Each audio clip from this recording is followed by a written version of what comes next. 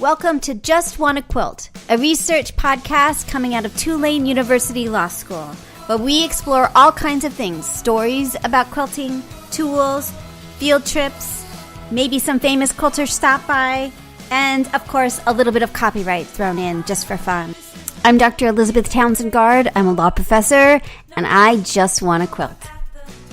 So today we're chatting with Edith Gross. She is a longarmer. She is a recent quilter, and she is amazing. We chatted, and then I went to her house a few days later to watch her work. We'll have a video of that up sometime soon. And she is part of our Quilting Army now. She is incredible. She also has a computerized long arm quilting business called Quilting Plus, and her stuff is gorgeous.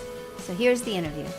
We're not live, are we? No, when they're not live. Because if we were live, I know people would be tired of hearing us saying, they'll be like, they are ridiculous.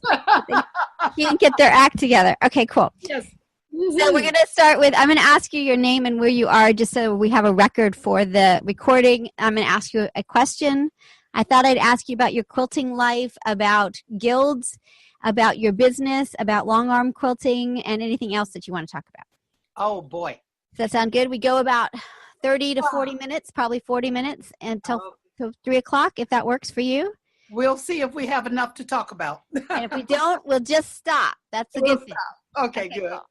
Awesome. Okay, cool. Okay, we are recording. Okay, so tell me your name and where you are. My name is Edith Gross, and I'm in Belle Chasse, Louisiana. Cool. And where is Belle Chasse? That's just outside of New Orleans, right? It is outside New Orleans. As a matter of fact, it's south of New Orleans in Plaquemines Parish. Awesome. And what is your first memory of someone sewing or quilting in your life? My first memory would have to be probably before grade school. My mother sewed, and she made all of our clothes, and especially my little dresses. Yeah. And her mother sewed also, but my mom was probably more professional sewing. Interesting. And when did you start sewing? I started sewing right there at home with Mama, and the main reason I sewed was because it was a necessity. So when your mother sewed, a lot of times there were little seams that needed to be ripped or some pressing that needed to be done. And so it was a requirement, something that we just had to learn. And when did you start quilting? Actually, I didn't start quilting until 3 years ago. Really? Yes. All right. So tell me that story, because that's ridiculous. Yes, but I think with the quilting kind of evolved. Sewing, like I said, was a necessity. So we had clothes, and the primary thing was that, we had to have our school clothes and things like that. So that seemed to be the way you would sew. I never thought about sewing recreationally. Interesting. And then later on in life, I had a daughter, and I started to smock. So that was my craft, and that was what I enjoyed doing. I thoroughly enjoyed it, though. And after she grew up, I had no further reason to smock because I didn't have a little girl anymore. So I just put my machine down, and I think it was something like 20 years later, I picked it up. And when I picked it up, I wasn't making clothes and I wasn't smocking. And so I started quilting. And how did you start quilting? How did you begin quilting 20 years after smocking? I'm not exactly sure why quilting was the thing, but I wanted to make sure that I was doing something that had more of a purpose. And it seemed that if I did anything else, it was just like, who would admire it? Yeah. And when I started quilting, I actually picked up an old quilt from my grandmother, and the quilt was tattered. It was as a matter of fact, I still own it. And it had places that were torn and all. And I just started to look at the history of it. And quilting just kind of came to me as that thing that I could do to preserve the history of my family. Love it. So now, 3 years later, tell me about your quilting life. How much quilting is in your life at this point? I think quilting is ever present in my life, almost every day right now. Yeah, me too. If I'm not handling a quilt or doing something on a quilt in particular, I'm dreaming of the next quilt that I want to make. And and it's just so exciting because quilting has made me step up to some other things that I didn't think I could do at all. Like what? And one of those things is I'm so interested in drawing now. Oh, interesting. My quilting has evolved so fast until I can't keep up with myself. I enjoy going to the quilt shows, and there are always interesting strategies and techniques that people use.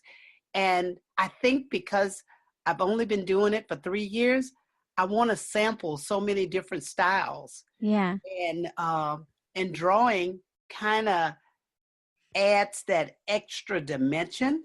Yeah. And the second dimension that I'm dealing with right now is dyeing fabric. Oh, really? Oh, yes. And how is that? I haven't done that before. Oh, well, I'm such a novice, and I have my whole kit. I've started a few pieces. I love the pieces that I've started. And I think the main thing is the ones that I did dye, I didn't dye enough fabric to actually complete a project. So now I'm getting larger pieces, and I'm getting everything all set up so that I can be outside and do a lot of my, my dye work on the outside of the house. Interesting. So how much fabric do you think you should dye if you're going to dye a particular fabric? I'm really thinking about doing a yard at a time. Yeah. And because I want to use a lot of color configurations, and I want to use stamps and stamp different images on the fabric. So I think a yard would be good because interesting. And then I'll take that yardage and use a lot of background fabrics to accent it. Yeah. What made you think of doing that, of dyeing fabric? Well, actually, I started to do a quilt one day, and I was working on a crazy quilt. And so I was just putting all of these scraps of fabric together, and they created a lady's dress. Well, when I finished with the dress, I had an idea in my mind of what I wanted the background to look like. And I kept going to fabric stores, one store after the next, after the next, and after the next. And of course, not finding what I really wanted. And one day, when I went into a shop, a lady asked me, she says, well, so can you describe what you're thinking? And I started to describe it. And she says, did you ever think about dyeing with tea? And I said, oh my goodness, why? What's wrong with me? And it took me back to my days of smocking. Oh my goodness. When we used to smock, we used to take a lot of the batiste fabric and soak it in dye so that it would have that older look, the antique look. And I said, here I've traveled so many miles and taken so many hours to come right back to something that I knew how to do already. Oh, and that's then really it funny. just kind of went from there to dyeing that piece of fabric, getting great results, and saying to myself, you can do it with other colors as well. So that's what I'm exploring now. That's really interesting. Yes. Well, that's super interesting. So tell me what kind of quilts you make. What's like your style of quilting? My style is I like to do optical illusions in my quilt. Oh, interesting. And so anything that's dealing with those lines and kind of storming the brain a little bit and making you see things in a different way. I like to do that kind of work. And all of a sudden, I think with this drawing component, I've started to do a lot of pictorials. Interesting. Yes.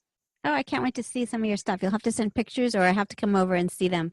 That sounds Oh, yeah. really interesting. Oh, Now, yeah. what kind of, now, am I right? Do you have a long arm? Do you do long arm stuff? Do Oh, you quilt? I am a long armor Oh also. my goodness. Okay. 3 years. You've jumped in like crazy. Okay. So, and do you quilt for other people? Do you take in projects for people? I Am I do. Yes, right? I do. I didn't at first, but I would always go to my long arm retreat, and I just learned right along with everybody else.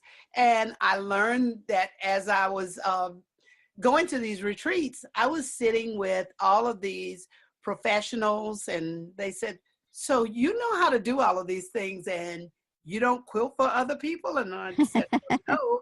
And then they said, "Well, if you quilt for other people, you'll just perfect yourself even more." And I thought about it, and I started to take in a lot more charity quilts. I like to do those because I get a chance to try out a lot of my patterns to see Oh, how how they great. look. Yeah. And also I learned that other people liked what I was doing. So I felt like, why not? All right, so that's super cool. So first question is, what kind of long arm when you decided you were going to have a long arm, that's a big thing, right? So how did you decide which one and which one did you choose to get? Oh, there is such a little story behind choosing a long arm. Yeah. So, I had been quilting for 1 month, and I Really? told my husband, I like it. I like this story already. and I was going to the shop out in Metairie, Uh-huh. and they told me, of course, they had a long arm machine there Yeah, they do. The one yeah, on, yeah. on Veterans, yes. Yeah, I know that one. Okay, and I was using their machine, Right, you could rent it, right? You could rent time on their machine. and that's what I was doing. You were.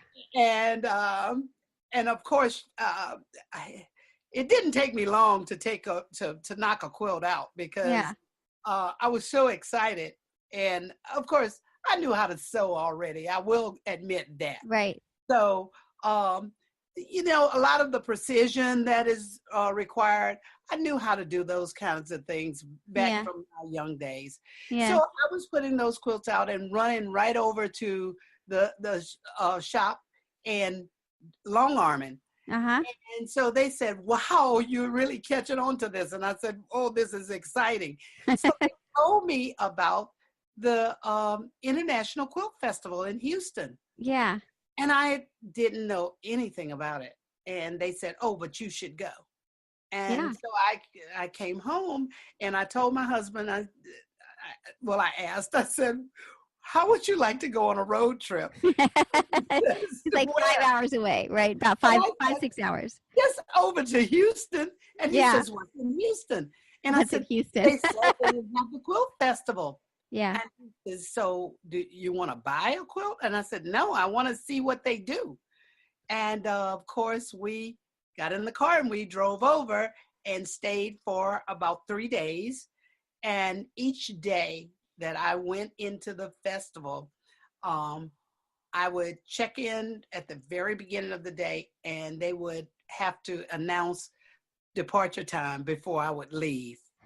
And I didn't eat. I wouldn't eat lunch. All I could do was go from display to display. And of course, you can never see everything. But It's huge. This was my first year. So with yes, 27, 29 aisles, it's the entire convention center of in Houston. It's huge, right? huge, Huge. huge. And And and the exhibit. oh yes, the exhibits are so wonderful. And of course, you know, quilters are so friendly.